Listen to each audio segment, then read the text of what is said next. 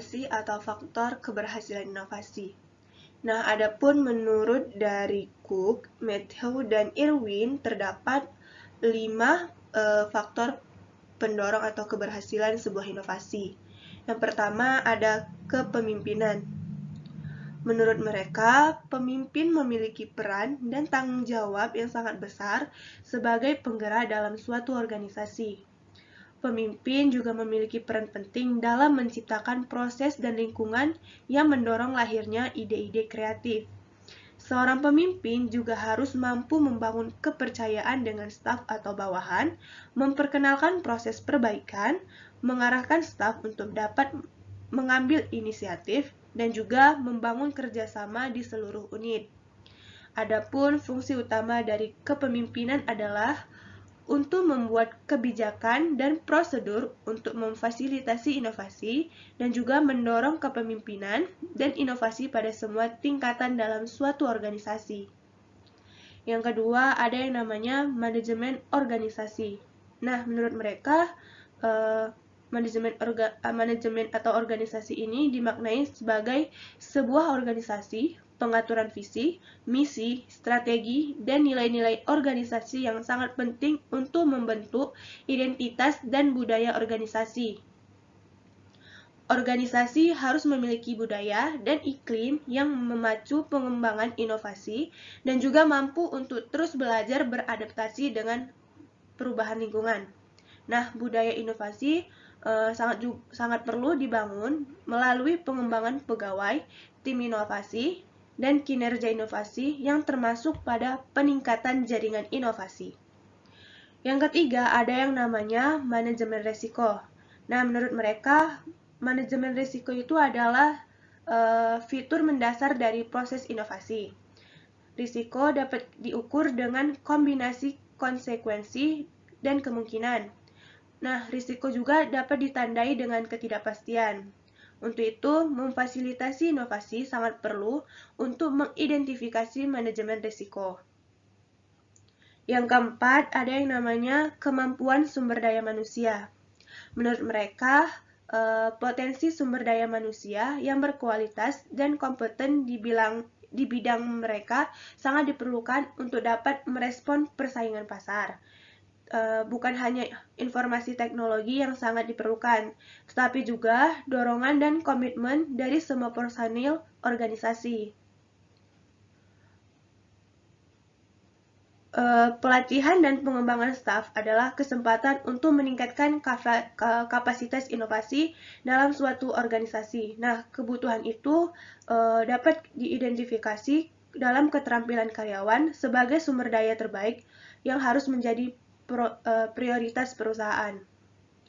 Yang kelima, ada yang namanya teknologi.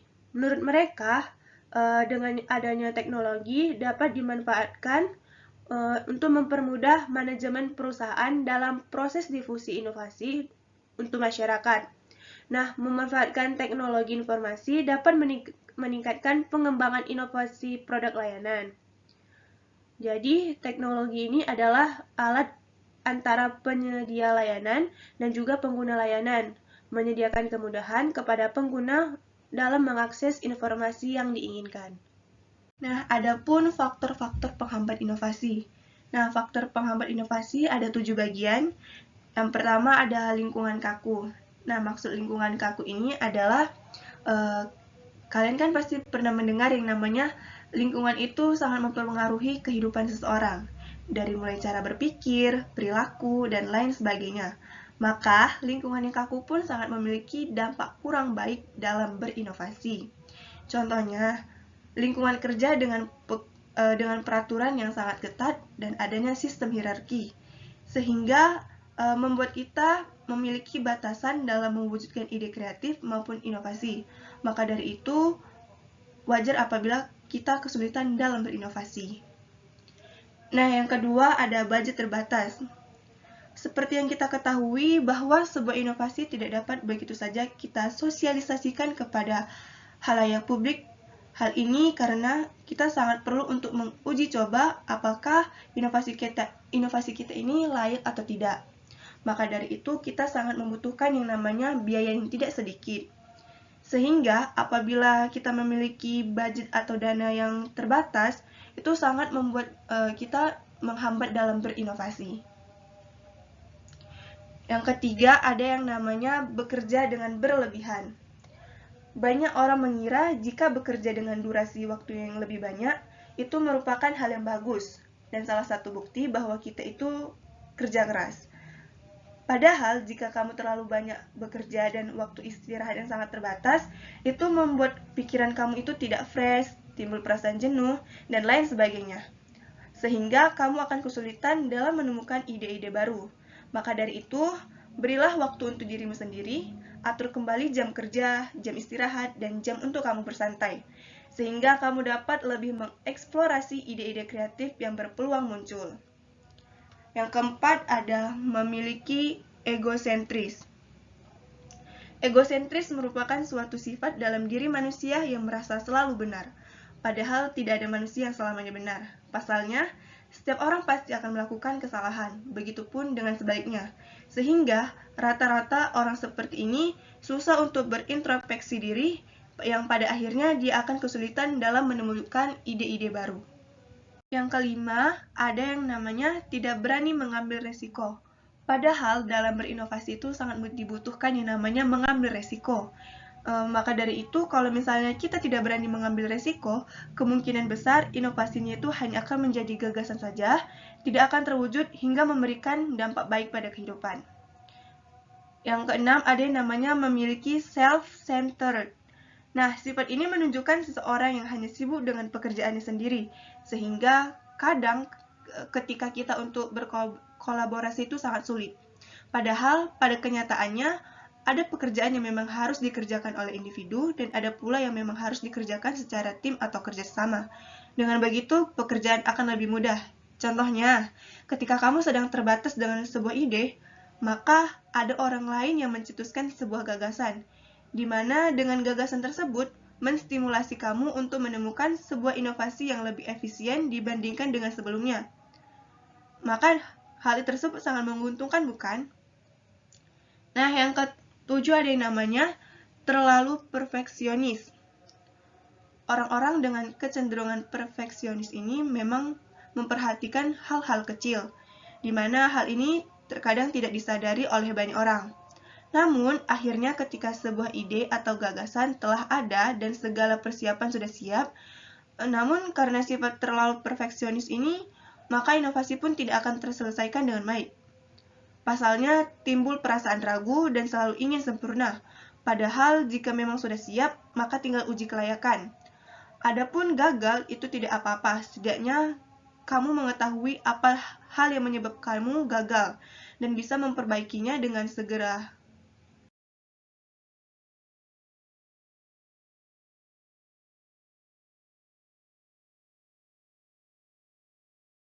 Prinsip-prinsip inovasi. Menurut Drucker, ada beberapa prinsip inovasi. Yang pertama, inovasi memerlukan analisis berbagai kesempatan dan kemungkinan yang terbuka. Maksudnya itu, inovasi hanya dapat terjadi apabila mempunyai kemampuan analisis. Yang kedua, inovasi bersifat konseptual dan perseptual. Artinya, yang bermula dari keinginan untuk menciptakan sesuatu yang baru yang akan dapat diterima oleh masyarakat. Yang ketiga, inovasi harus dimulai dengan hal yang kecil. Tidak semua inovasi dimulai dengan ide-ide besar yang tidak terjangkau oleh kehidupan nyata manusia. Keinginan yang kecil untuk memperbaiki suatu kondisi atau kebutuhan hidup ternyata mempunyai pengaruh yang sangat luas terhadap kehidupan manusia yang selanjutnya. Dan yang keempat, inovasi diarahkan pada kepemimpinan atau kepeloporan. Inovasi selalu diarahkan bahwa hasilnya akan menjadi pelopor dari suatu perubahan yang diperlukan. Apabila tidak demikian, maka intensi suatu inovasi kurang jelas dan tidak memperoleh apresiasi dalam masyarakat. Strategi inovasi. Terdapat 6 bagian mengenai tentang strategi inovasi. Yang pertama ada strategi ofensif. yang bertujuan untuk meningkatkan posisi kompetitif dengan mengambil pangsa pasar dari para pesaing. Nah, pangsa pasar itu apa ya? Pangsa pasar merupakan presentasi dari total pendapatan atau penjualan di pasar yang dibuat oleh bisnis perusahaan. Nah, strategi ofensif dapat dipahami sebagai serangan langsung dan tidak langsung atau dapat berarti beralih ke pasar baru untuk menghindari pesaing lama. Yang kedua ada strategi bertahan atau defensive strategy, yang merupakan strategi yang bertujuan untuk mengurangi kemungkinan berpindahnya pelanggan ke pihak lain. Strategi tersebut dapat dilakukan dengan cara menambah baik dari produk dan melakukan proteksi pangsa pasar dari para pesaing. Yang ketiga ada namanya strategi meniru atau imitative strategy, yang merupakan strategi yang disengaja oleh organisasi untuk menjadi serupa dengan organisasi sukses lainnya dengan mencoba mencapai norma bersama yang meningkatkan integrasi sumber daya dan produksi bersama. Yang keempat ada namanya strategi dependen. Strategi dependen merupakan strategi yang memerlukan peran bawahan dalam menjalin kerjasama dengan perusahaan atau institusi pembuat inovasi yang lebih kuat.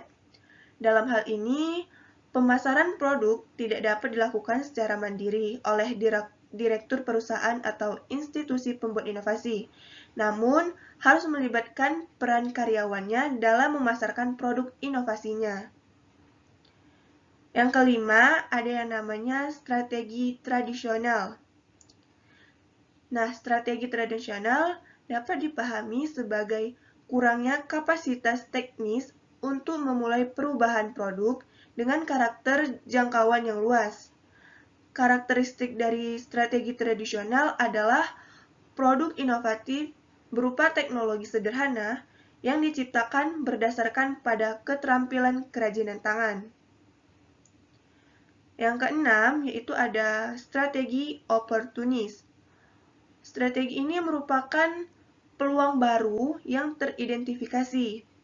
Strategi ini juga memungkinkan kesuksesan dengan menemukan sesuatu yang tersembunyi, namun memiliki nilai yang penting. Strategi ini juga berarti menyediakan produk atau layanan yang dibutuhkan konsumen dan tidak ada yang terpikir untuk menyediakannya. Selanjutnya ada yang namanya tahapan-tahapan inovasi. Nah, pada tahapan-tahapan inovasi terdapat 5 bagian. Yang pertama ada tahap pemerolehan ide dan mobilisasi. Nah, tahap ini merupakan tahap pembangkitan yang merupakan langkah awal untuk ide-ide baru. Generasi ide yang sukses harus didorong baik oleh tekanan untuk bersaing maupun oleh kebebasan untuk mengeksplorasi. Setelah ide baru dihasilkan, ide tersebut diteruskan ke tahap mobilisasi. Nah, tahap mobilisasi berarti bahwa ide tersebut berpindah wujud dalam bentuk fisik atau logis yang berbeda. Sebagian besar penemu adalah bukan pemasar. Artinya, sebuah ide baru seringkali membutuhkan orang lain selain pencetusnya untuk meneruskannya. Tahap ini sangat penting untuk perkembangan ide baru. Yang kedua, ada yang namanya advokasi dan penyaringan. Nah, pada tahap ini adalah kesempatan untuk menimbang pro dan kontra terhadap sebuah ide. Advokasi dan penyaringan harus dilakukan pada saat yang sama untuk menyaring ide-ide yang kurang potensial tanpa membiarkan para pemangku kepentingan untuk menolak ide-ide baru dengan melakukan tindakan secara impulsif atau tanpa memikirkan akibatnya. Yang ketiga, ada yang namanya eksperimen. Pada tahap ini, menentukan pelanggan atau pengguna suatu inovasi adalah sangat penting. Di samping itu, penting juga kita ketahui untuk apa para pelanggan menggunakan inovasi yang diciptakan. Nah, melalui eksperimen, perusahaan dapat menemukan bahwa meskipun seseorang memiliki ide bagus, namun bisa jadi ide tersebut sudah ketinggalan zaman atau tidak tepat untuk pasar tertentu atau untuk dipasarkan. Yang keempat, ada yang namanya komersialisasi. Nah, dalam tahap komersialisasi, organisasi atau perusahaan harus melihat ke pelanggannya untuk memverifikasi bahwa inovasi benar-benar memecahkan masalah para penggunanya. Di samping itu, organisasi atau perusahaan harus menganalisis biaya dan manfaat dari peluncuran inovasi. Nah, yang terakhir yaitu ada yang namanya difusi dan implementasi. Nah, pada tahap difusi dan implementasi, ini merupakan dua sisi dari mata uang yang sama. Difusi dipahami sebagai proses untuk mendapatkan inovasi yang diterima di seluruh perusahaan, sedangkan implementasi adalah proses menyiapkan struktur pemeliharaan dan sumber daya yang diperlukan untuk memproduksi suatu inovasi.